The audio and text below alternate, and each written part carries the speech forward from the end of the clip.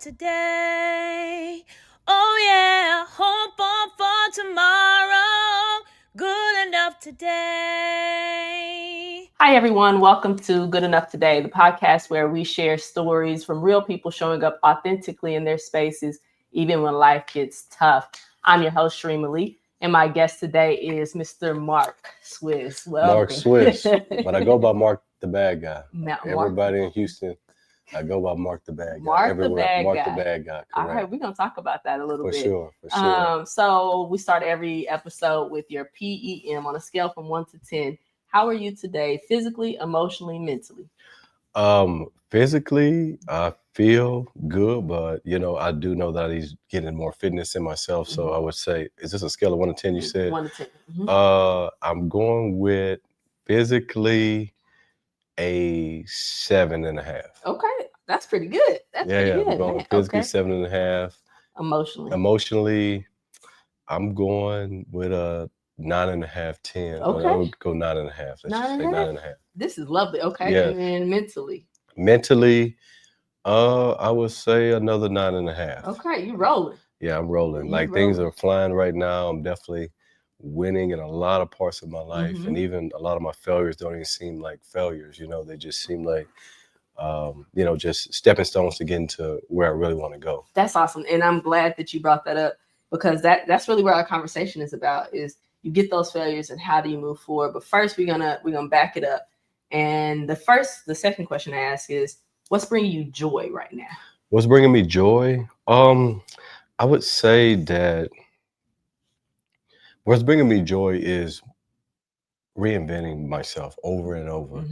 And my ability, like this last reinvention of myself and how I'm doing all these different activities, all these different projects, because I did come to a point where I was kind of coasting a little bit because I was making lots of money and just kind of coasting. And then I had new people come into my life, and it kind of re-energized me, and that's how I end up building these houses, getting to a lot of these different projects. And so, I mean, a lot of that is bringing me a lot of joy, because it's not just that I'm doing these things, but I'm seeing a lot of success, obviously, from also being around a lot of very, very highly successful people.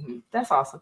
One thing that I've seen as a theme is like being around successful people. But we're going to start back to when Mark was Mark back in the day. Right. Little Mark, right? Before the bad guy. Before the bad guy. How did you grow this concept of like making money? Like, how did that become a thing for you? I mean, I grew up in a foster home. So I moved to I was actually living on the streets with my mother, who grew up on a Native American reservation in Minnesota. She had some trouble up there and kind of ran and fled that situation and came to Austin and kind of raised a family here. And in doing so, we kind of grew up on the streets until I was 5, and that's when I moved to the foster home. And when I was 5, and my brothers and sisters, I mean, I have 9 of them total. But I had 3 younger and 2 older at the time. So, what was the question? I'm sorry. How did you go from being that to making money, and where did you? So yeah, that's sorry. I lost track. My mind just flies. No, but anyway, it's okay, because I'll be ready. Yes, for sure. So, I mean, I've always been a hustler for money. And I've always been good with money because I never really had money. So the money that I had, I was always wanting to hold on to it, but I also wanted to kind of make more. I would say, I mean, from cutting yards to doing anything as a child, it was out of necessity, because growing up in foster homes in a situation, we weren't given lots of Christmas presents, lots of gifts, lots of clothes, shoes. I mean, we didn't really have a lot. So obviously you have to learn to get it on your own. Right. And so, yeah, I remember my first official job. I mean, obviously I've done lots of jobs before then with like yard work and just working with my hands, which is what my foster parents taught us a lot, is how to work with your hands and how to be hard workers, which I do think that goes hand in hand, working with your hands and becoming a hard worker. But I remember working when I was 15 at a popcorn stand at Robert Mueller Airport. Yes. Before Austin Bergstrom, it was Robert Mueller, and I worked there at the popcorn stand at 15. Because I was legally able to work. But before then, I used to catch the bus to Robert Mueller and return the carts for a quarter. And so I would rack up. I can't even tell you how much money I would make, but I would rack up a lot because there was another older guy doing it. He would be mad at me because I was out there hustling. Yeah, I was hustling, just trying to rack up carts for quarters. And so do you recognize that that's unique? Like What do you mean? all of us don't grow up. For sure. I with- do think that, agreed. I do think that the necessity really Mhm. bred a lot. And that's what on the conversation here from Houston, where I was talking about, being uncomfortable or being comfortable with being uncomfortable. And a lot of that, like I try to encourage everyone. Like my goal is to really help people have the faith in themselves that they can survive without someone else paying them. And so that's one of my biggest goals in life, is to really help people just really have that confidence in themselves to make themselves dangerous to the world. And I don't mean that in a bad way. It's actually in a good way. But yeah, I do think that just circumstance and really plays a big part in a lot of that drive. Okay. And so I'm trying to understand your mindset, and I'm being selfish here, okay? Yeah, about go this ahead. mindset around money, because it's something that conceptually I don't really get, right? I don't Okay. get the, like, first off, I get making businesses and trying to get money, right? Yep. But you, I believe, have an innate ability to look at something and be like, this is how it makes money, monetize it, and then actually make the money from it. For sure. So can you kind of walk, I need you to remedial level this thing, Okay. right? For someone So who do we is- want to talk about this from a kid to getting there, or are we talking about it from here, from this standpoint? well, Which standpoint are we going? so let's talk about it for if we are a person who is struggling right now. Struggling right now. So let's say I am a 20-year-old Uh-huh. and I'm struggling right now. Yep. And I don't really know my direction. But I know I have some skills. I That's have right. this. And then we're going to talk about, your story of Okay. how did you traverse them? Because you went to college, you did some Yep. different things, and you ended up here. Okay. But if you were a 20-year-old Yep. and trying to figure it out, and you said you need to be able to make money for yourself, Correct. how would someone who has no direction, Yes. no understanding, where would they start? Okay, so where they would start is actually looking for direction. Mm-hmm. I think that in my assessment of the world, the biggest problem a lot of people have is they don't have direction, and or they're not seeking direction. It's almost like Drake said, and I was trying to get it on my own. That's what everyone, it's embedded in all of our mentality, is just kind of do it on our own. Mm-hmm. And it wasn't until later in life that I realized the importance of finding direction and finding and having mentorship. So for that 20-year-old, the first thing that I would employ them to do is to use all that drive and motivation and obsession, because it takes obsession. Use that obsession to go find the mentor that's going to give you the direction, because that's the biggest cheat code in life. I used to be a big proponent of going to college and doing the education route, but right now where I'm at in my life, I mean, I just know how to make millions just, directly. Like it's almost like every single thing I touch and thing is just it just goes, and it's working because actually I have the blueprint. Right. And as I help other people do that, I can see the similar levels of success because I'm just giving them the right direction. But kudos to them for consistently deciding to keep coming to me, as opposed to a lot of people will say, oh, I know you're busy, and they use those excuses as opposed to just, hey, what I'm missing is direction. Now, you can find direction on your own by actually just going and learning and doing things with trial and error, or you can go get it from that mentor. And so that's where the obsession comes in, to go say, hey, this is who I want to identify. This is who I want to kind of get direction from.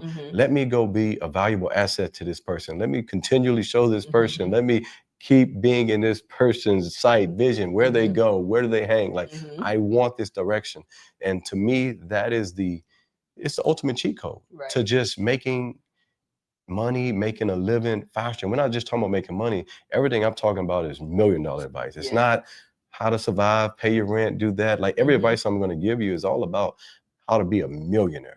And it's learning how to live life at a different level that's unlocked. And so I know a lot of this may not make a lot of sense, but I just want to set that as a preface. No, I think that's great, because you said a couple of things, but one thing that you said was, it's not about survival. It's about actually what you're talking about is a level of abundance, right? And you see that's like a word right now, the abundance. But really, you're talking about living at a level that's something that most of us growing up don't see. For sure. Right.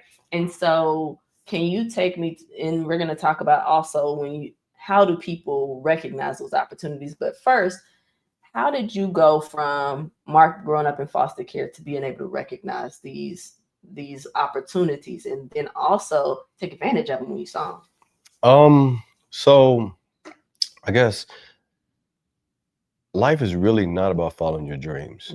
And we're taught growing up that life is about following your dreams, whether you want to be a basketball player, a baseball player, a football player, or whatever, like we're taught to follow our dreams, and we're so single-mindedly focused on following our dreams that we lose sight of what really life is about following opportunity. And that same football player, basketball player, baseball players, it has so much opportunity around them that doesn't include actually throwing the football, shooting the basketball, from the entire college system to the entire court, the ecosystem surrounding where billions of dollars are flowing. And there's so much opportunity around it that people are so focused on that dream, they don't recognize opportunity. And so that gets back to, I'm going to ask you a question. I want you to look at everything around it, everything in this room. Right. Point to me something that's not $1 million business. Something that's not $1 million business. From the filament in the light bulb to the floor, to the paint on the wall, to the vinyl that it takes to wrap this, to the tree that's outside that wasn't here that they brought it. Point to me something that's not $1 million business. That's a great question. I don't know that answer. I can't see anything right here in our space right now that is not $1 million business. From the concrete outside, to the lines on the concrete, to the paint that it takes to it, like I said, to the filament in the light bulb, to the grill that's on these, like all these things, everything around you is $1 million business. We're just not taught to spot opportunity. So what I'm saying is opportunity has always been around us. It's always been around us. We just didn't know how to spot it. But to learn to spot it goes back to what I first said, is finding direction and mentorship. So that's why my first advice is to let's go find the person that can give us that direction. Like the person who decided to make the filament in the light bulb didn't say, I grew up, I want to make the filament in the light bulb. He took advantage of opportunity. He put an ecosystem around it. People are looking for, I like to say C, but it's really more than that. And you're just B, and they know the process, A, B, C, D, E, to produce the deliverable G or whatever it is. And so that's why it's important to find that direction, because, you do here, end result. And within a week, your mindset changes from, because most people's mindset is to go to school, to go get a job with a 401k, and, make whatever from, I think the average right now is like 60, 70,000 to about 150,000. Obviously in Texas, I'm talking about Texas numbers, but we're not taught to say, how do I make that in a week? Or how do I provide make a company that provides 401ks for people so that they can do that? And so a lot of it is just kind of re-indoctrinating yourself. And so my biggest mission right now is really helping people to not be afraid to reinvent themselves, because most people, I'm sorry, I'm dominating this conversation, and I just have a lot to say, especially about growth and these type of mindsets. This is great, because I think that most people won't have this opportunity. So don't think that you're talking as much, because I think that, we see Mark the millionaire, but we don't know how Mark became the millionaire. And we don't have the opportunity to hear from you and to understand where that confidence comes from. And so the fact that you're willing to and giving the story, it's going to be invaluable to people. So don't think that you're dominating, because I'm over here like, listen, let me take some notes, because I need to see how to see these opportunities that I can do what you're saying, because I would love to. But I can honestly tell you that I'm also the person that's like, I don't want to bother Mark because he's busy. And I think that is what I hear from so many people. They're like, I know you're busy, and like, hey, you know what? I just saw an Instagram that I was sending around to a lot of my friends or whatever, showing them how billionaires, one of the biggest traits that the guy said when he assessed billionaires in his study was they assert themselves into things because they just want the result, and they just need to get it. And it is what it is. And so I do hear that passiveness in a lot of people when it comes to going after their dreams, and the timelines that they do is like, oh, I've been looking at this, I studied, and the difference is this other person just did it, and he kept being assertive, and then he was very successful. That's how most of these people became millionaires, honestly. That's really great, because like I said, that's not something, even asking you to get on this podcast, I was like, man, he's out here making millions. What's he gonna get on this podcast, this startup? And you said yes, right? Like, that's crazy. It's crazy because everyone wants to get me on a podcast. A lot of people want to hear the story, the journey, get a lot of advice on a podcast. With Cheremma, we grew up together, obviously in East Austin. She lived not far from the foster home I was on. And I just was said, hey, I'm coming to Austin soon. Hey, let's do it. And I do make a habit of turning everyone down. And Everyone. I that's don't why even know why I even it's said crazy. yes, It's to crazy be honest. because honestly, and if I hadn't though taken the opportunity, then we wouldn't be here. And I think that that's just going to what you're talking about. Exactly. You could have said no, but what if you say yes? That's right. And then who's going to be blessed by this and be able to have the opportunity? So you have really saying yes turned me into like, okay, don't just sit back and say, oh, this person can be busy. If they're busy, they'll tell me no. Correct. And then how do you work through that? So let's talk about so you went to college, you took the traditional route, right? Yes, I did. First off, let's talk about how smart Mark is. Like, I think he's over here like, oh, he sees opportunities. You were like the valedictorian. I was salutatorian of LBJ High School. Yes, LBJ High School. And so he was like doing the right things, right? You went to college. What did you go to college for? I went to University of Houston, and I went for electrical engineering and mathematics. Okay. And so that already tells you where Mark is on this, because I did not go to school for mathematics. I can read and write, right? Like, yeah. But I say that because you took the traditional route first. Correct. Okay. And so you went into college. Were you as successful in college as you thought you would be? I will say that early on, I was not as successful in college. And a lot of it was because there was a lot of distractions, especially because the way I left here thinking I'm never coming back to Austin. Like, this is it. I packed up my car because I saved up money in high school, and I bought multiple cars. Obviously there were $1,000, $1,500, just kind of beater type of cars. But I packed my car and I was like, I'm going to Houston. I'm just finding a new life. And so there I was always smart, and I did good at math and other subjects I wasn't as interested in, like the geology and stuff like that. But there came a point in my life where it was a lady, her name was Miss Robbie Evans. And so she had a program for people like me, right, who for disadvantaged people. And it was a program in the college at the University of Houston called Urban Experience. And so with that program, she gave housing, books, meals, and a lot of things, because it was a point of my college career where I actually couldn't afford to go to college, and all my scholarship, everything was, and I still could not afford it. And so I took out every loan, everything, and I still wasn't gonna be able to do it. And so I would say the year before, I just slept out of my car and I just couch surfed. So sometimes I had to sleep in my car, sometimes I just couch surfed on different people's couches and whatever. And then I would say the next year, she, knowing my story and everything with the Urban Experience program that I don't think is there anymore, which I hate, because it really helped someone like me. But anyway, she took me into the program where she took my books, she took over my housing and stuff like that. But anyway, I would say I was about a year into the program, in which I remember she pulling me to the side, because obviously you had to do a lot to help back and get back to the university and different things. And I remember one time she pulled me into the room and she said, Mark, the people that have the dot on their head, the Indian students, they're all like the 4.0 students. They all have high GPAs, but they're always the teacher's assistants and all that in the college system. She said, why do you think that they make better grades than you? Like, they're not smarter than you. Obviously, you can see your grades. You can see that you're very smart where you want to where you want to apply yourself. Why do you think that they're getting better grades than you? And why do you think that it seems like that they're smarter than you? Because obviously, in deep down inside, you kind of think that because they are getting these 4.0 grades, they know the solution to these problems like it's nothing. But anyway, she said, a lot of these people come through my program. Most of their families raise just enough money so they can get here. And I picked some up at the airport where they didn't even have barely any shoes on their feet. Oh, wow. And so, to be honest, Mark, they got nothing to go back to. So what's the difference between their situation and your situation? When I caught that epiphany, I went to literally pretty much a 4.0.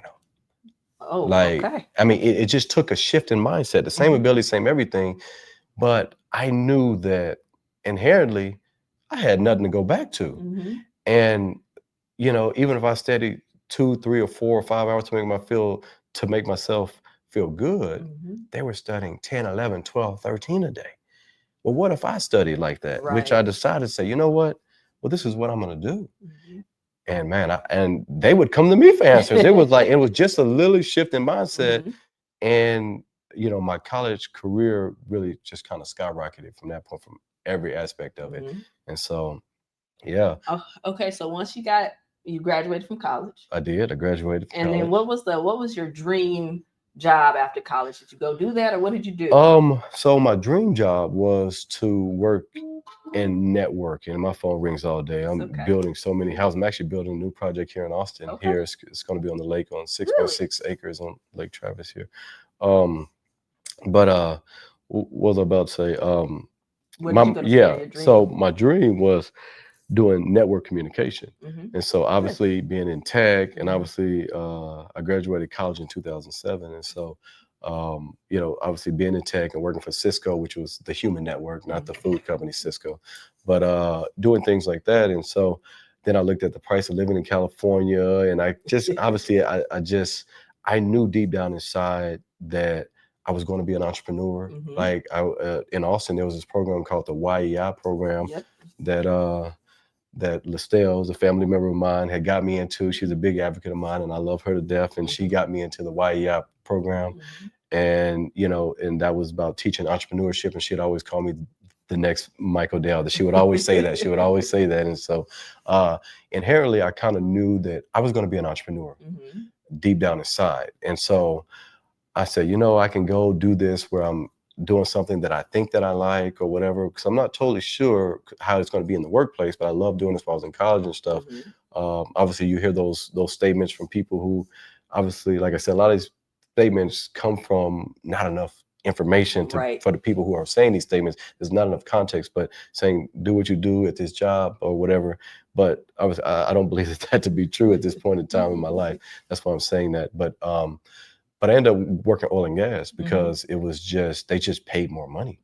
And I remember, you know, it was like, I think Cisco was paying right around the same price, but the cost of living, and I think out of college, I think I was at 75-ish, I think 73, I think 73,000 a year at the time. Starting off as a starting salary, which was obviously engineering was the highest starting salary of all bachelor's degrees. But I chose to stay in Houston and just get the money because I knew it wasn't going to, I was like, hey, oil and gas, we can figure this out. And I'll be working on my business the whole time until I get my exit plan. So that's kind of was my strategy. So did you create an exit plan and then actually execute that plan, or did you see an opportunity and you just went for it? No. Actually, this is like, I'm years in, and actually what happened was there was a guy who worked as a electrical engineer as well, and he had a going away party. So he had a going away event, and at the time he was making $30,000 a month. And I remember we would talk about doing this internet stuff because I was doing websites at the time, but he was doing the entire internet marketing ecosystem. He was doing more of the ecosystem, and so I didn't really understand at the time, but I knew that he knew things that I didn't know. I knew he wasn't smarter than me. I knew he was a smart guy because he was an engineer, but I knew he wasn't inherently just smarter than me where he has knowledge that I don't have. And so, he was a guy who, I remember his going away party. I went to his going away party. I think it was at Flying Saucer in Sugarland, right by Fleur. And I just remember that being my dream. It was my dream. Like, one day, this is going to be me. I'm going to have my going away party. I'm going to have my business. I'm going to be living anywhere in the world free. And so, you know, I kept, you know, attaching myself onto that guy and kind of asking that guy to be my mentor, right? Anything he invited me to, I would always just kind of show up and whatever, because I recognized him as somebody who can help me. He knew things that I didn't know. And what I wanted to do was to know those things. And so, and so I would say it was about 9 months later, he had called me on my desk phone at Florida. He knew the extensions, how it worked. He called me on my desk phone. I think it was like 9 a.m. And, you know, he said, hey, I got a business opportunity for you. Are you free today? And I think a lot of that stemmed from, because I would post on social media because I was doing a lot for foster children at the time.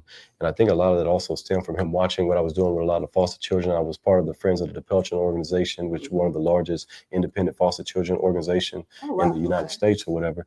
And I was on the board of the Friends of the DePelchin organization, where we did a lot raising money for foster children, as a lot of young professionals. But anyway, he hit my phone and he said, hey, are you free today? And I'm like, I'm free right now. It's 9 a.m. I got a whole day at work. He's like, no, just come out to work. Just come out to work. Anyway, we end up meeting at McCormick and Schmidt in Uptown Park in Houston. And man, it was so cliche because he wrote on a napkin. It was so funny because he wrote on a napkin this strategy that we were going to do. And I was like, wow, I've seen that before. Like, it's like, and wow, and this is really it. And this is how you're making it this time. He's like, how much money do you think I'm making? He showed me he was making like 100 grand a week. What? And I'm like, oh, I'm in.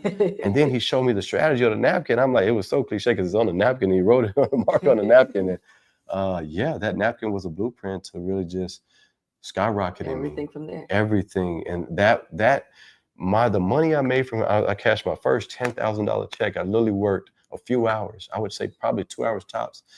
And I cashed a $10,000 check. I would say in no time. But it taught me a very valuable lesson in life, that life is too short to struggle through life to figure it out on your own. The key is to get the answer from the people who have the answers, like mentorship, which is why I go back to the first thing I told you is direction, and finding direction is. How do you have that confidence though, Mark? Like, how do you have the confidence? How do I approach Mark, the bad guy, and be like, Mark, help me figure this out? Because again, you know, I'm coming from East Austin, right? I'm seeing you as, and I think that's sort of in our mindset, right? You grow up and you see people, you're like, well, I don't want to bother you, but can you help me? And then you have that kind of pride. I don't want to really beg. So how do you have the confidence to set your ego aside and say, hey, I'm trying to do this, and if you tell me no, I'm going to ask the next person? How do you find that confidence? Like I said, to me, that gets back to the obsession. It's like when a woman is obsessed with finding something on a man, and she usually after a while finds it out because she's obsessed. Well, that's an unhealthy obsession, or maybe a healthy obsession if it helps them in their relationship and moving on. But there are healthy obsessions. Like Kobe Bryant had healthy obsessions that I would say were healthy obsessions, the way that he obsessed over it. And so to me, that's where it starts, identifying that this is what I need, and now I'm obsessed to get it. And I guarantee you, I'm going to find somebody that can help me with any of these things. There are people that are doing it, and that are millionaires that are doing it. I'm going to go find them. I'm going to go where they are. I'm going to hang. I'm going to the restaurant, the bar, the meetups, the LinkedIn groups, the Facebook. I don't care what it is. Reddit channels, YouTube community. It don't matter. I'm going to find them. How do you, okay, so this is what I've heard from other people who have been successful in the way that you have, is that you can write out the blueprint for everybody, but there be a very small percentage of people who will actually follow the blueprint and then be successful. Have you seen, like, what are those people who are following the blueprint? What do they have, and then what do you see with them? What I see with them is they are taking nothing that they brought from the past in with them. And I think that's one of the biggest problems that people have, is they say, hey, I've worked at Shell, Chevron, Apple, whatever, and they bring in all this in, where with this new, what we're teaching you, that's why most millionaires, to really teach people, they teach mindset and retraining the mindset first, because the mindset is the first thing holding everybody back, from the comfort level to all of that, where the people who follow the blueprint are the people who are going to just do it blindly. Say, you know what, this is the blueprint, let me follow it. Where the other person is going to say, oh, but let me do this, and I know this, let me add this, and I know this. And the problem with that is that, well, guess what? You don't know that, because that what you learn from the corporate structure, from the college system, from the high school system, from just the education system in general, it was going to bottleneck you at this point, where this advice was not going to bottleneck you. And so they get to their bottleneck because they are bringing in things where I tell people, you need to take what you think that you know and all that, and throw that to East Austin. I got you. And like in Houston, I say, put it on 610. Because you have to really start over and learn almost as a baby will learn. You got to really relearn the English language, and really redo that indoctrination that was done to you. Now, you mentioned a couple of times about your mindset and having to change your mindset. Have you always been open to mindset changes to kind of make yourself better so that you can get what you want? No, obviously that comes from continually putting yourself around different people and giving yourself different experiences to allow yourself to grow.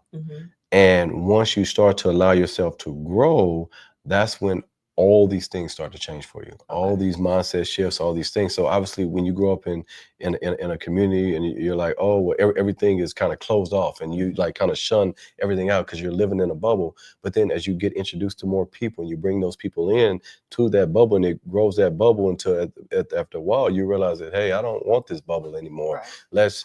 I want to accept other points of view. And if I'm wrong, good. I'm ready to change instantly. And that's another conversation I had on the way here on the drive. I was with some people I had on the phone, was how quickly what I realized a lot of millionaires and billionaires, when they get new information that is better and they know it's better, they change instantly. They don't have to say, let me read. No, they're ready to change overnight, and things are different overnight. It doesn't take an act of Congress or like turning a battleship to get things to change. They want the change and they're going to get it now.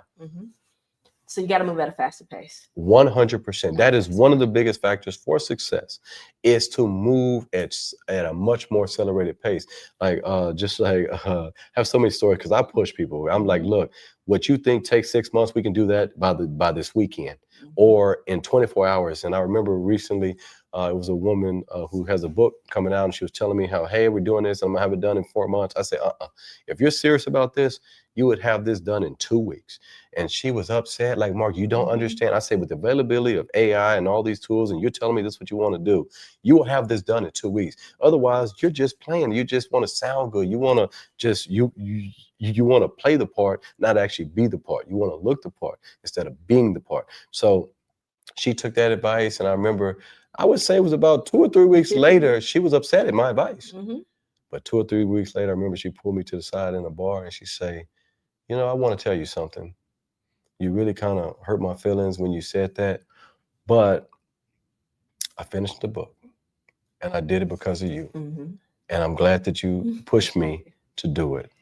And and to be honest, I want her to do it even faster and sooner, because with the availability of AI and all these tools that allow us to ideate and to actually implement and to give us direction for all phases of implementation, we need to be able to bring our ideas out faster so that we're allowed to fail faster. Yes. And like I said, I always try to get people to iterate, to speed to iteration, not to speed to be perfect. Like, people will think like, oh, like they're Steve Jobs and like, oh, let's make it perfect, make it perfect, make it perfect.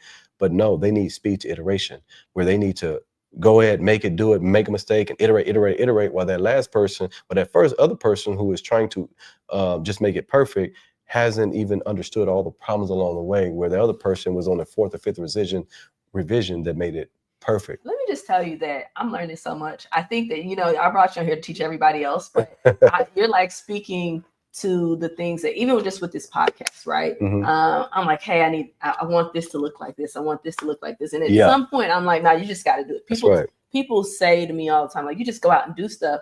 But I feel like I do it a lot slower, and I'm still faster than a lot of people. But what you're saying is like, no, you need to exponentially increase your speed. That's right. And just do instead of try and figuring it out. And I'm just thinking. And at some point you got to do. I think it's a lot of paralysis by analysis.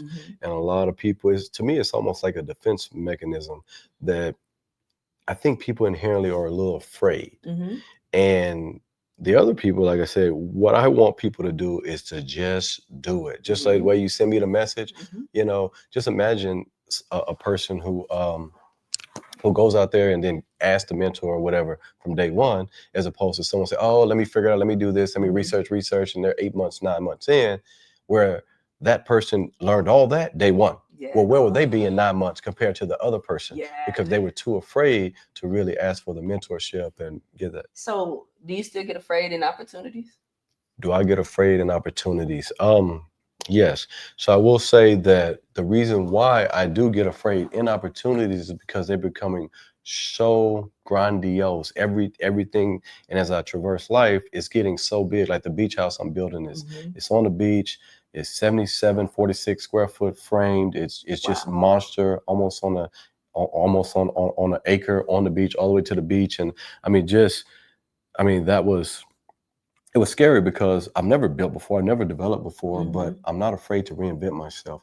And I did know that getting into development was another phase that I want to reinvent myself in. And so Yes. Was I afraid? Yes.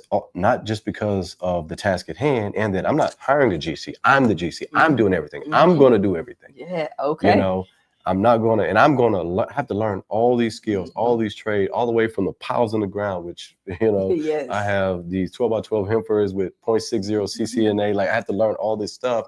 We're putting them 18 feet in the ground, 14 feet in the air because we had to be over base flood elevation. We have to learn all this. It's so much to learn with every aspect of the house, every aspect. That yes, it can. I'm not afraid of that.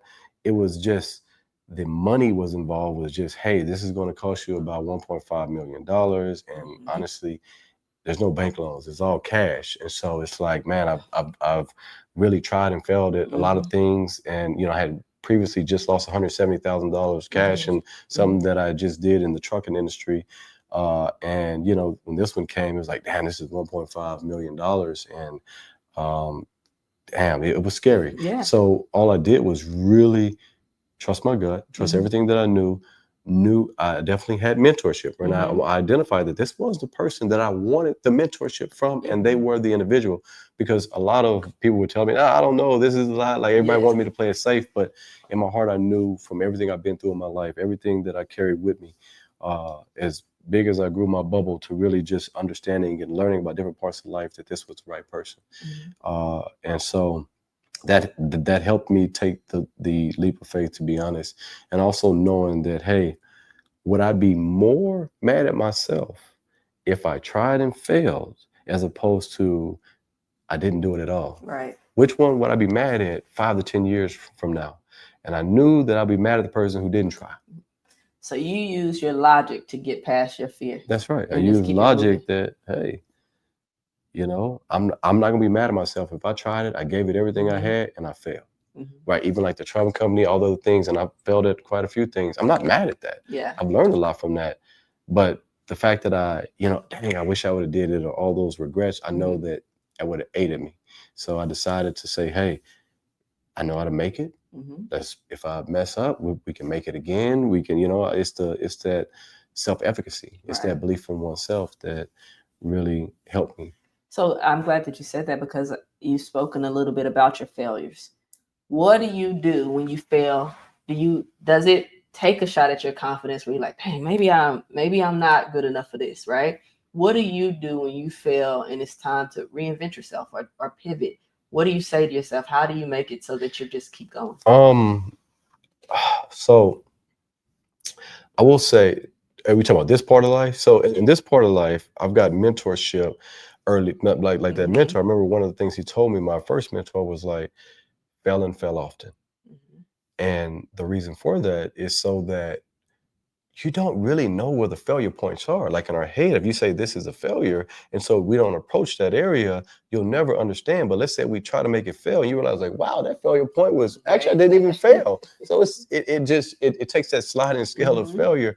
And the more that I did that, I trained my mindset and things to, hey, let's take it to failure. Let's go ahead and make it fail, which is it's against school system teaches us, right? It's like, we're so don't fail at nothing. Running away from it. That's right. Where it's like, I kind of retrain myself to let's fail. Let's go see so that I can iterate. And on the next one, it'll always So how be many better. people did you meet that think you're just crazy? A lot of people. I mean, a lot of people meet me, and honestly, at this point in my life, so early on, I would tell people a lot of this stuff, and they were like, no, you'll never get there. Almost even from friends, family, everybody. So that was a problem early on, where it's like, wow, really? You're gonna make that kind of money, $100,000 a week? You're gonna do that? You're gonna make that in a month? You can like no way. Like obviously some kid from East Austin, whatever, obviously in the environment I was in. But I knew, and I saw the direction, I saw the people, I saw the money, I knew I could do it. And then now on this side, when I'm telling people about it, it's so grandiose that it's unbelievable. Yes. And say, hey, you can make $100,000 in a day, and people are like their minds are blown, where it's unbelievable. So from this side, it was like, no, you're not going to make it, and that's unattainable. Then on this side, when I speak to people, it's like, really, what are you running game? You trying to impress me? Like, what are you like? Is it a scam? Is it, because it is a lot of scammers out there, and I can acknowledge people's fears when it comes to a lot of that stuff. So, um, yeah, I kind of I mean, even when I'm like, my message is almost too grandiose. I remember giving a speech at the University of Texas to the football team when they first got the ability to do NIL deals. I know Vince Young, and he had brought me out there to the university, and I was telling these players how they can make millions of dollars on themselves and not focus on getting money from other people like that, because that's what I'm good at. That's what I was doing, and I was whatever. And so, it was so big for them that they were like, no way, not me. Right. And so what I'm saying is, even from a college star standpoint, they really couldn't even see it. And then I remember going to a high school, and I'm just telling these, because everybody else telling these kids to go get a job corps, go get jobs, go to the military. I'm like, man, y'all could really be making $100,000, $200,000, $300,000 in the next, 6 months to a year or 2 years max, whatever. And if you do this, and no one believed me. They just could not believe me. And I'm showing them the numbers. I'm showing them like, hey, look at what we're doing, and kind of giving them game. And it was just so grandiose. So like I said, there's two opposite sides of that to that. So when you talk to people, how many people actually listen? Man, I've just come to a point in my life where that's part of being the bad guy. My transition to the bad guy, where I just start giving I just really just wanted to I feel like at this point I can be a billionaire, and for me to get there, it really takes me tapping into the inner bad guy who really doesn't care about other people's opinions and kind of over explaining to people why I'm doing this and this. It's like, hey, I'll just be the bad guy. Let's just keep it going. And so I would say that the people who do have access to me, obviously from the depth of knowledge that I give them, they obviously are going to take that in. Now, a lot of people don't take action because obviously, like I said, from the indoctrination, they're not really action-oriented people. They want to overthink. They want to bring their corporate America, whatever it is. They can't really just get started. But most people, even those people, are so inspired and like, hey, I love your story. I see it is obtainable, but not for me, right? Is that what it is? It kind of is, but for most part, they're just slow at taking steps. Okay. And I don't know what it will take for them to be faster in those steps. And you can't worry about it, right? No, exactly. I'm more like, hey, I got all these big projects that I'm working on in unison, in parallel. Like I started a brand new Amazon brand, I would say, in February, and we're already at $1,200 a day on Amazon sales. And that's just, and it's brand new, no big brand behind it. It's just all using what I know and just applying it to a new product. And then we got 2 more products coming out right now that are on the way. And, I project, honestly, $50,000 to $100,000 a month for each of those. That's crazy to me. Like that's crazy to me. You know what I mean? And I think that and when I say it's crazy, I know that it's true, right? When I say it's crazy, I'm like, I'm believing you, right? And I'm like, okay, well, Mark, maybe it's because your energy is in the room, right? And I'm like, nah, what he's talking about is real life. And even for a person like me who will move, right? Who will say, hey, this is it. Yeah. It's like that dream is big, right? And so I wonder, because you can't bring everybody along with you, right? For sure. And so you've got family, you've got friends who see this. That's right. Why aren't they just following you, Mark? That's a good question. Honestly, that is a good question. That's something that I don't have the answer to. So I can't speak on any one of their behalf. And so what I do know is that as I was trying my best to kind of bring everybody along, that inherently it really slowed my pace down to where I'm at. Like even 2 or 3 years ago, I didn't have these big beach house projects and things and all these buildings and things that I'm doing in development work. Like I'm building a pickleball facility in Pearland. I'm building one in San Antonio. Here is 55,000 square feet. About I think it's on 4 acres. The one in San Antonio here. I mean, a lot of this stuff I wasn't even doing a few years ago, but a lot of that was also because of people I was consistently around. When I changed my environment to completely just kind of be around just high energy, high net worth, high functioning people, honestly, every day concatenated on the previous day so much faster, where, man, just my wins were just really winning. And I'm definitely winning right now. Yes. Your momentum. Yes. And so It's so interesting because it kind of brings into the law of attraction and things like that, and not being able to take everyone with you. I feel like that's like people come at it as a negative thing, like you have to like punch people in the face and be like, get away from me. But I think that what you're saying is at some point your energy has to take you in the direction that you want to go. And if somebody's willing to put in the work, and ask the questions and be there and do what's supposed to happen, then they can come for sure. But and I think that was one of the biggest problems was most people just don't want to put in the work. They say, you got the blueprint, teach me, unless it's almost like growing up, you're taught to streets with like drugs, right? And people put people on easily by fronting them drugs, doing this, and it's almost like an immediate impact, and now they're whatever. So people have that similar type of mentality for putting on, where what I'm talking about, it takes you to dive in these books, dive in these courses, dive in what we're doing, dive in learning these CRMs, ecosystems, all these things that make it that you have to dive into. Right. And it's not like a formal education, but you really got to you got to know it. You got to dive in here and learn it almost like you are going to law school without the law degree, or going to medical school without the medical degree. And you really have to get in. And most of these people aren't willing to do that because they just want the kind of like the drug dealer type of put you on type of mentality. And that's what I think, that when they hear you say, okay, you can make $10,000 in a day, right? I'm thinking, oh yeah, drug dealers do that, right? Yes. But I don't think that people some people told me I was a drug dealer. I'll never forget, I'm out popping bottles, and this one guy was very adamant that I was a drug dealer. That's the only way you can make that money, right? That's but funny. I wonder, like, because we discount the hard work, right? Like, I think that if you say, Cheremma, you can go and I can teach you how to make $10,000 a day, but it's going to take you 5 hours a day for 10 days and then 3 hours a day for this long, right?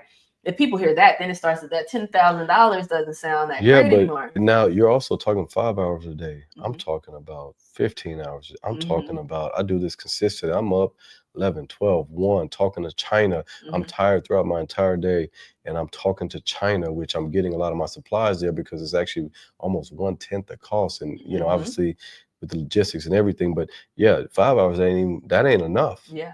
If you really want to get to what I'm talking about, it takes more than that. Almost like what Kobe said. He talked about how he would start earlier and practice from like 4 or 5 times a day for 2-hour sessions.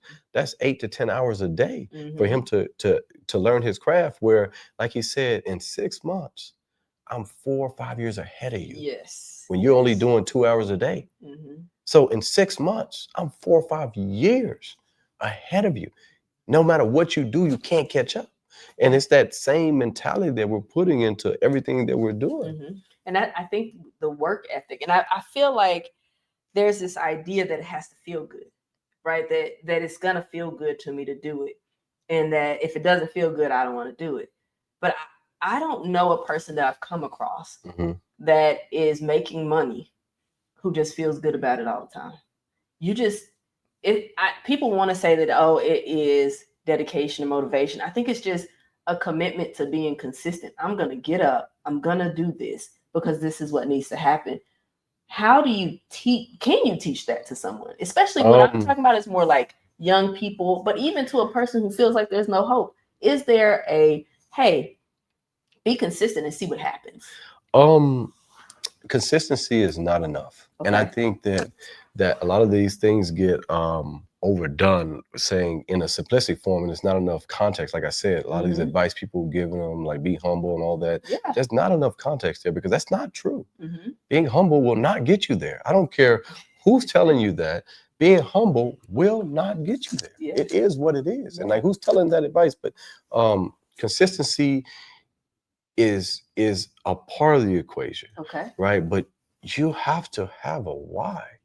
Why am I staying up late? Why am I waking up early? Almost like a woman who has cancer and has to go vegan. Right. There's a why there. She wants to live so she can see her grandchildren or her daughter or whatever. She has a why. Well, she's going to be vegan, where I won't last a day or two. Right. Because she has a why.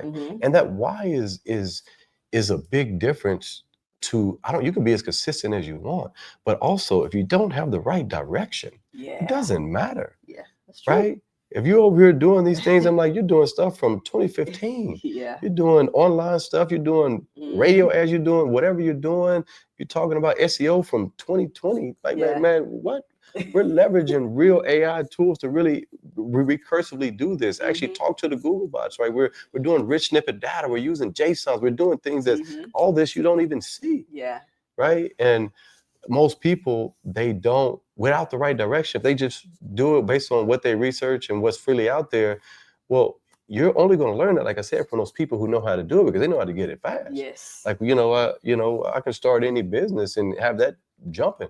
Actually, I did a podcast myself and by marketing it, and we got to top 60 in the world, literally in like I would say, it was a podcast ranker. They said, hey, you reached top 60, number 1 in personal journals, number 5 here, whatever in the world. I was like, wow, right. It was crazy, but it's because I just used the same blueprint.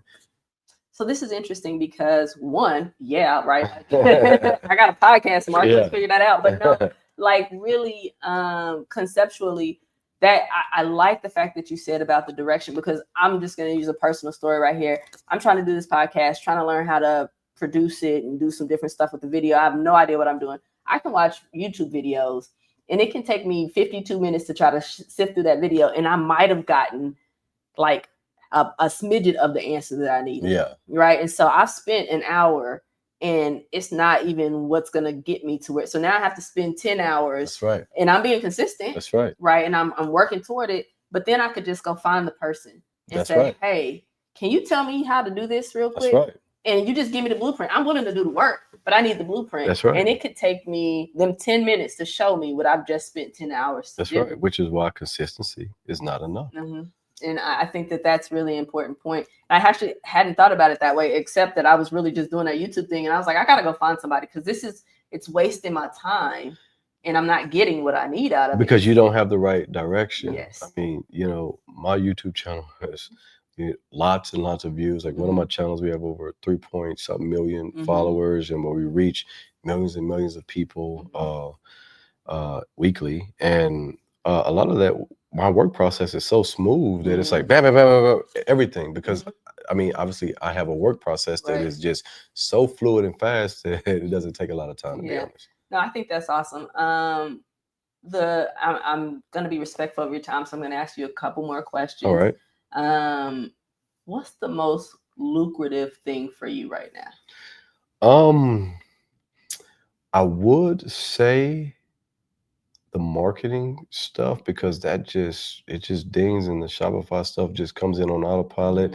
It's hard because I'm just making so much money in different ways, where this one I may have a valuation, that one I don't have a valuation, because once you get real high level mentorship, you're not just looking at profit, sales, you're looking at the valuation of the company, right? Which is almost like a 10x multiplier on your revenue. Yes. And so once you understand that, you can, you're making different type of decisions, right? Even if you're just breaking even, but the valuation, what you sell it off at, is just different. So it's hard to really pinpoint a lot of that.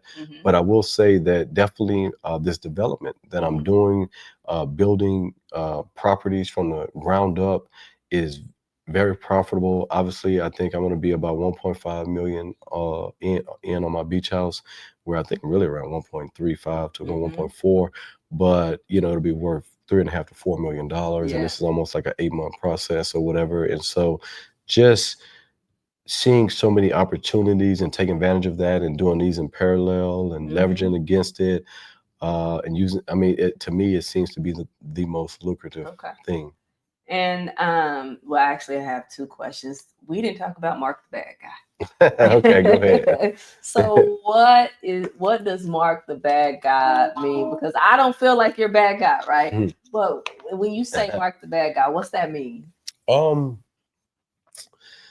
Let me see. So I just remember in corporate America when I had a clean cut. I was always clean cut. I was always kind of that guy who always was clean cut. I always made sure I had a lineup, a fade, all the above. And I remember a guy told me, "Hey, Mark, why don't you get a mohawk?" And I was like, how many Supreme Court justices, how many, judges, how many lawyers, doctors, that's not a professional cut. And it's not a professional way of, handling yourself. And I remember just hearing myself say this, and I'm like, really, is this really me, or is this a representative of myself that I want the world to see, so that they can say that I'm good and I'm complying with the world? And I remember it was all these epiphanies that came, where eventually I realized that on planet Earth, I came to the absolute conclusion on planet Earth that good guys finish last. And it is what it is, almost like good girls finish last. And Eleanor Roosevelt, she has a famous quote that says, well-behaved women seldom make history. And, Yes. a lot of, for women even to wear a lot of things that wear today, women had to be chastised, because women had to wear things past their ankle. And obviously the bad women, the bad girls had to take the slack throughout history. And so what I can say is, for me to get to where I needed to go, I knew that I had to not just conform to what the world wanted me to conform to. So it bred being Mark, the bad guy. I hear you. And the bad guy just stopped giving about over explaining things. Just like, oh no, this is why I'm doing this, why we need to do it this way. And people don't understand, like, you know what? I don't have time for that. I'm just the bad guy. Let's keep mushing. For like a person who needs to make a decision and their mom don't agree, their sister, their family, whatever don't agree, and they know that, hey, just go.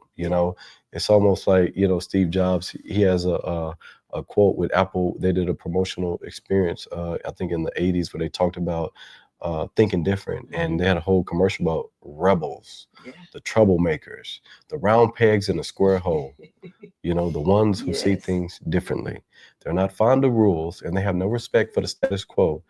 You can quote them, glorify, or vilify them, but what you can't do is ignore them, because they change things. They push the human race forward. And to me, I needed to tap into that version of myself. And now, like, obviously we all have levels that we do care, because I don't want, even people say that, but just the less that we care. I walk in rooms with my arms wide like this, and that's, this is how I walk in places. Yeah. And I think that, you hear bad guy, but what you're talking about is just, I can't care enough about what people have to say, because if I do that, it limits me in my ability to move forward. Agree, but that also applies in the workplace, right? When because a lot of people are being a suppressed version of themselves and a condensed version of themselves in the workplace, because their ideas and everything they're doing are being suppressed, because they can say, hey, they can bring it to their boss, and they say no, next quarter, next year, bring it up, whatever. They just tell them no and just shoo you out of here, where you really need to iterate on that idea. Whether you're successful or you fail, you learn and you grow, and you're not allowed to. But because you can't push the issue, because you need to be good in the workplace, you are limiting your opportunities. And I remember when I decided to be the bad guy, I was still in corporate America at the time, and I didn't care anymore, because I was already making lots of money, that I would push it. And I just remember I would have never did that had I had that other mindset. But because I didn't care, I'm like, go ahead, fire me. I don't care. I'll take unemployment. I don't care, while I, which is the tip, just getting it free while I'm on my way out. That was and they were like, oh my God. We knew he didn't know what he was talking about. I'm like, most people wouldn't talk to that type of person like that, or push back at that level where you standing on it. Well, like, fire me. I'm not doing it, or this is not right, and whatever, because they live in a corporate structure. And so that also suppresses people, even in a corporate America structure. And so once I harnessed that, even in corporate America, I actually got more advances faster, because I harnessed that, until a point when they were like, all right, you know what? You're too much. You're too much. That makes sense. Okay. And so you mentioned earlier that your goal now is to teach people how to do this in some way. Do you have no, one of my goals, like I said, is a few goals, right? To get people to not be afraid to reinvent themselves, because life really is about not being afraid to reinvent yourself. Almost like a rapper from the 2000s who had the same flow, same everything, but they're too afraid to reinvent themselves, that they're just hanging on to that same flow they've been doing, and they're just surviving. And I got that from Andre 3000. I watched something from him, and it really encapsulated. I was like, wow, that's how he explained it. And I was like, you know what? That is exactly what I'm trying to portray onto people. then also helping people have the faith in themselves that they can survive without someone else paying them. So those are kind of two things that I'm And big how are in you doing that? Well, number one is leading by example, Okay. right? And showing how what I'm doing, but also being transparent, right? Yes. As I'm posting these things, I'm making a lot of content, a lot of videos, and all of it. I don't have anything, no paid course, no nothing, no anything like that. It's all just, it's all free game. It's all free game because it's enough. Like I said, everything around you is $1 billion business, from those trash bags to the trash can. Don't matter. Everything you see, it's enough for everybody as long as they're willing to really accept it. So, yeah, a lot of it is actually showing the progress, also not being humble, like, hey, we're doing this. Like I said, look, we just got a new Amazon store, $1,000 a day. Right now, we're working to get to 5,000 a day and maybe 10 to 15 by the end of the year. And, I'm like, hey, I'm showing people, hey, well, some people might say you're bragging, but hey, there's going to be a lot of people who say, you know what? Wow, I saw him when he started from the beginning. So my phone, I have so much stuff going on always. Pre-book launch. Let me just do that. But anyway, yeah, so. All right, so last question. This is always the last question. Well, actually, there are two questions. One, what does good enough mean to you right now? What does good enough mean? Can you explain that further? So we're good enough today, right? Where this is right now, what I am is going to be good enough for me to propel this forward. It's not comparing me to yesterday or tomorrow. Right now, what I got, if I got 30%, I'm giving 100% of 30%, right? And that's going to be what I have, and that's going to still push me forward.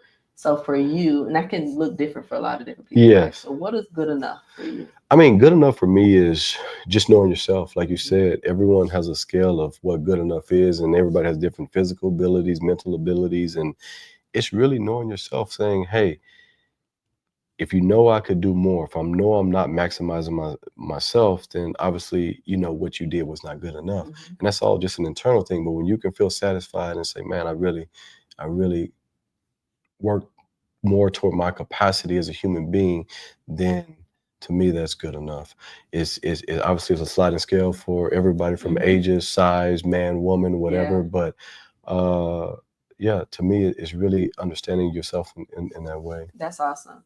I hate the fact that I say that's awesome all the time, but so it irritates me. But it's one of those things. Last question: what would you say to the person, young, old, whatever, that wants to make a change, and they need the advice, and you got a few seconds to tell them? What's the one thing that you would tell that person that would change their life? The one thing that I would tell that person to change their life. Let me think on this for a second. Man, there's so many different ways to change your life. One obviously is, damn, because you said one thing to change your life. It's hard because there's so many different ways to do it, and they all mean something to the bigger, greater scale. You can give a couple. I'm trying to think here. Well, obviously AI is such a big tool, and we're leveraging AI in so many different ways to produce deliverables. The one thing though, I mean, obviously that's a thing that we can do, and there's so many other things, like we can put a CRM system together. We can put just a lot of things to whatever. We can find things cheaper by going to China and other places, going directly to the manufacturer, learning that process, learning imports, customs. So like I said, that there's so many different things, and I know those all make money. But the one thing I guess would be just a shift in mindset, and that's to believe in yourself that, hey, I can do this. I don't have to just be pigeonholed into I was a teacher. I grew up, I mean, from school system, I allowed myself, and I got all my education training to just be a teacher, a nurse, or wherever you're at in life. It don't matter. I work at FedEx, Apple. It don't matter. Just to not be afraid to say, hey, let's do something different. And I'm going to give it all I got with all the information I have today. I'm not 16 trying to make an adult decision. I'm not 21 trying to make what I want to do. I'm really 25, 30, 35, 40, 45, 50. It doesn't matter. You can really make a change for yourself, and just believe in yourself. And a lot of that just obviously takes just being vulnerable, like you said, taking your pride, your ego, putting that on in East Austin on 610 or whatever, and saying, hey, let me go get the answer from the people that got those answers, and then let me implement exactly the way they told me. Let me not change a thing, and let me do exactly what's going to get the results the way that they told me, and let me duplicate. And the school system doesn't teach you. They teach you copying's bad and all that's bad. But in the real world, that's what we do. We copy off what works, copy off people's papers. So I guess that would be my one big advice, is to really believe in yourself and get speed, more speed, do it faster. Doesn't need to be perfect. Speed to iteration, speed, get it out to iterate, make it better. That will change your life. I think that, I was going to say, is awesome. I just said I don't like to say that, but I thank you. Like, I really am, not only for just showing up, right? You didn't have to, but the things that you're saying, somebody's going to hear this and it's really going to change their life. I think my life will be changed just from sitting down with you and understanding that it doesn't take perfection, right? It takes just moving forward and doing it at a speed so that you can fail. I always say that I'm not afraid of failure, but once I get close, I'm like, well, that feels a little uncomfortable right now. And so thank you for just putting this message out there. We are kids from East Austin. That's right. Just trying to figure it out. And I think that people need to hear it from us, right? That's right. And so I agree. I really do appreciate that. And I'm glad you were in Austin. It's just it all kind of lined up, right? And so I want to make sure that everybody knows where they can find Mark at. You can find him on YouTube. What's your YouTube? Well, everything. I'm at Mark the Bad Guy. You can just at Mark the Bad Guy. You can that's kind of how I branded myself everywhere, and that's where I want to put everything as Mark the Bad Guy. And then my main overall company is Inventive Exposure. INVENTIVE EXPOSURE. I wasn't good at English, but Inventive Exposure. That's kind of like my overarching business entity or whatever. But you can find me Mark the Bad Guy anywhere. I don't bite. He really doesn't. He's an awesome person. And I just want everybody to remember that this has been an amazing conversation. Please connect with Mark and remember that you can change your life and do the things that you need to do. But we do it as a community, and it's not in isolation. So please, please, please stay hopeful for tomorrow. But remember, right now, today, you're good enough. For tomorrow, good enough today.